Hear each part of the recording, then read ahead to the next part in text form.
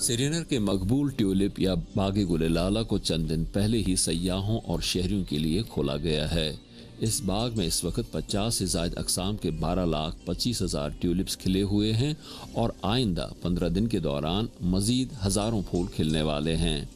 इसके अलावा बाग के तौसी शुदा गोशे में पहली बार सुंबल, नरगिस और दूसरे फूल और पौधे लगाकर इसकी ज़ीनत में इजाफा कर दिया गया है।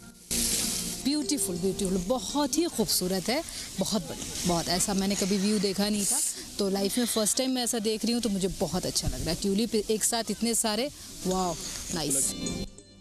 ये बाग 10 साल पहले डल झील के मशरकी किनारे पर सतह समंदर से 5,600 फुट की बुलंदी पर वाक़े 30 हेक्टेयर से ज़ायद रुकबे पर कायम किया गया। ये this is one of the most attractive activity जो टूरिस्ट को यहाँ खींच लाती है।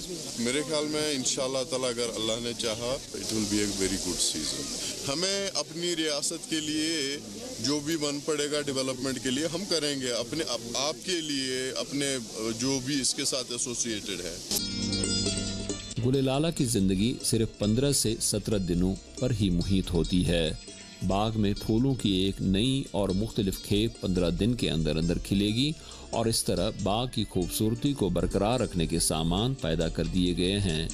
नीज़ फूलों की नई अक़साम हॉलैंड और यूरोप के दूसरे ममालिक से दरामद की गई हैं, जिससे बाग हॉलैंड के हुइकिन ट्यूलिप गार्डन से मुशाबा लगता है। ज़ुबैर डार के साथ यूसुफ जमील, उर्दू VOA, श्रीनगर।